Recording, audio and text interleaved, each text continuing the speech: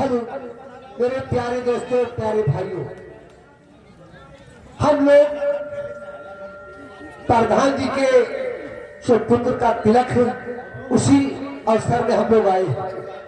तो हमारे रामनाथ दादा कहे उनके खास मित्र हैं, कहीं देखो कोई हल्ला वाल नहीं मचाएगा, और हल्ला वाल मचाएगा तो फौरन पकड़ के पिनों में बांध दिया जाएगा।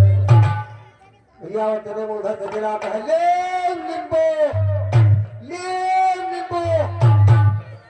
तो कार्यकर्ताओं के कान में आते जिसको पकड़ लो, इस बिरों में बांध दो, निगरा दो, नींबू छोड़ दो।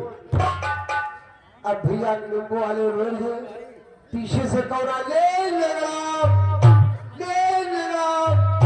इसको भी पकड़ लो, इस खंभे में बांध दो, निगरा दो, तू लेगा आम छोड़ दो। अब लेगा वाले आम वाले हंस रहे और नींबू वाले रोल है। कहना भाई हमारे को नींबू पर हमारी आंखी नगारा है, तुम साले हंस रहे। कहीं हंस इसीलिए रहे, पीछे से कटहर वाले आ रहे, उनके क्या हाल है। तो दोस्तों और भाइयों, चलते किसी ने याद किया, वो तालाब करेंगे। आप लोगों से बाय बाय, नमस्कार, जय हिंद। उस्तादी मैं नमस्ते करती हूँ। ठीक है, हाँ बढ़िया है। समय कहाँ चल रही है? कहाँ चल रही हो? जहाँ चलना चाहिए, और कहाँ? अच्छा ले जाओ। हाँ तो मुझे किस लिए याद किया? क्या बात है?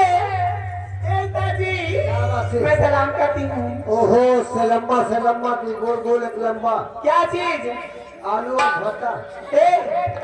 तो हर अम्मा को कभी न देखी होगी। कितना बड़ा है तुम? बस इतना बड़ा हो हाँ तो बहुत बोरा काट देती। हाँ जी क्या बात है? कोई गाना सुना दे, मैं अपने घर चली जाऊँ। और क्या गाएंगे गाना तो फाट पड़ेगा सामने ना।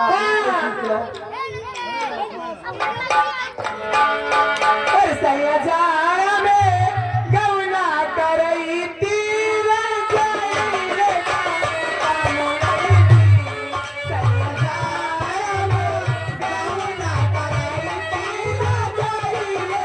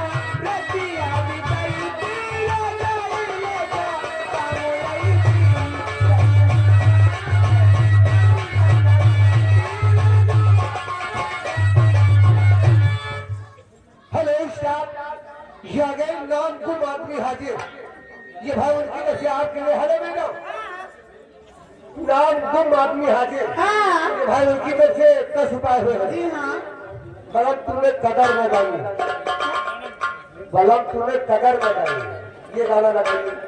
तो रुपया 2 बजे आवा सब विकास करेंगे।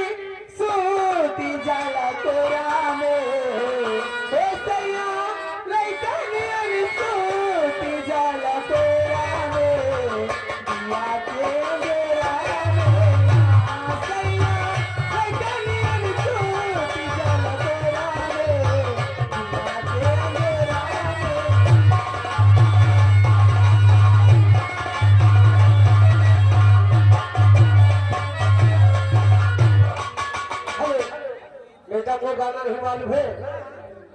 ये तो मालूम होगा, कौन सा? रंग महल के कस्तर वाली। ऐसा नहीं